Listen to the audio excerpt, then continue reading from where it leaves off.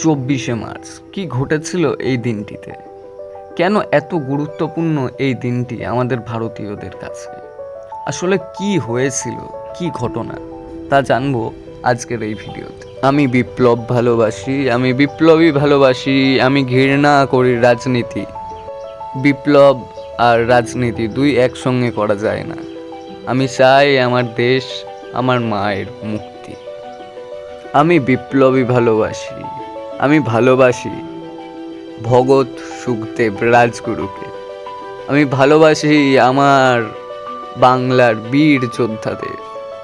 আমি ভালোবাসি কারাগারের ওই শিকল ভেঙে মুক্তি দিয়ে তোমায়। ফাঁসিতে কি আর আত্মা মরে? ভগৎ নিয়ে দুই সঙ্গী মায়ের কোলে ঘুম। বিপ্লবের রাশ টেনে গোমা, বদ্ধ নেই মনে। তোমার ভগৎ জীবন পাবে রক্ত শিরার রঙে। 23শে মার্চ ভারতে শহীদ দিবস হিসাবে পালিত হয়, কিন্তু কি ঘটেছিল এই 23শে মার্চ এই সময়ে?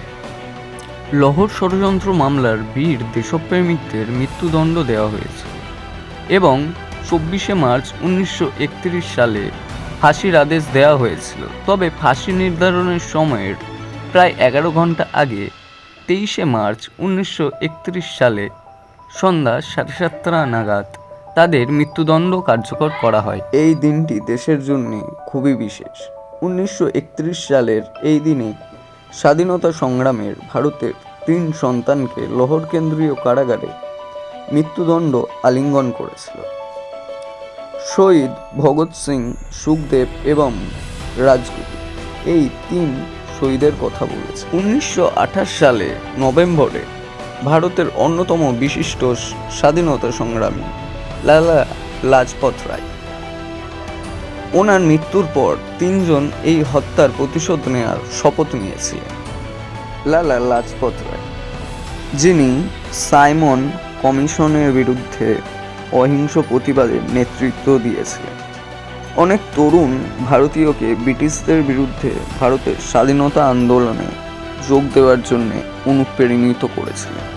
British police officer James Scott, যিনি তার কুখ্যাত অত্যাচারের জন্য কুখ্যাত ছিলেন, তার নির্দেশে একটি প্রাণঘাতী লাঠিচার্জের সময় লালা লাজপত রায় আহত হয়ে মারা যান।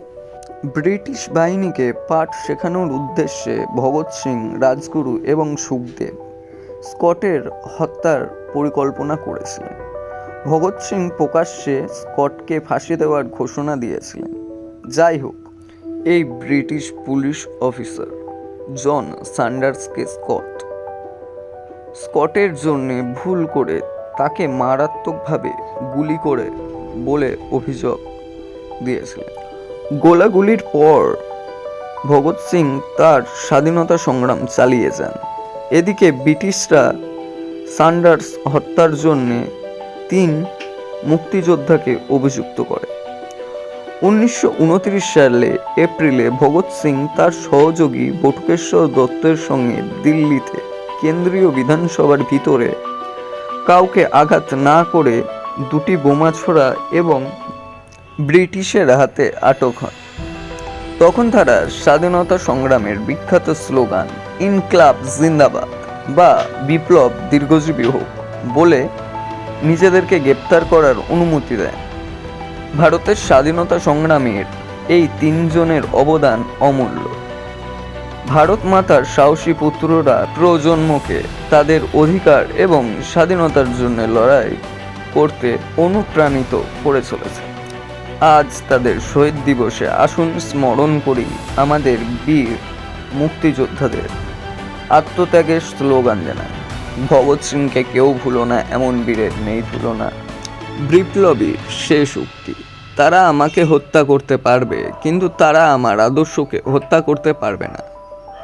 তারা আমার শরীরকে চূর্ণ করতে পারবে, কিন্তু তারা আমার আত্মাকে চূর্ণ করতে পারবে না। বোমা ও পিস্তল বিপ্লব ঘটায় না, বিপ্লবের তরবারি ধারালো হয় চিন্তার পাথরে। পাগল, প্রেমিক ও কবি, এই 3 জন একই উপাদানে তৈরি। মানুষের জ্ঞানের সীমাবদ্ধতা এবং আমাদের দুর্বলতার থেকে দর্শন জন্মায়। জীবনের লক্ষ্য আর মনকে নিয়ন্ত্রণ করা নয়, বরং এটি সুরেলাভাবে বিকাশ করা। পরকালের মুক্তি অর্জন করা নয়, নিচে এখানে একটি সর্বোত্তম ব্যবহার করা। শোনো, আমি আমার মৃত্যুর জন্য প্রস্তুত, কিন্তু আমি আমার আদর্শের জন্য মরতে চাই। আমাদের দেশ ও জাতির জন্য আমি আমার জীবন উৎসর্গ করতে প্রস্তুত। বিপ্লব হলো মানুষের অধিকার আদায়ের জন্য। ইনকলাব জিন্দাবাদ।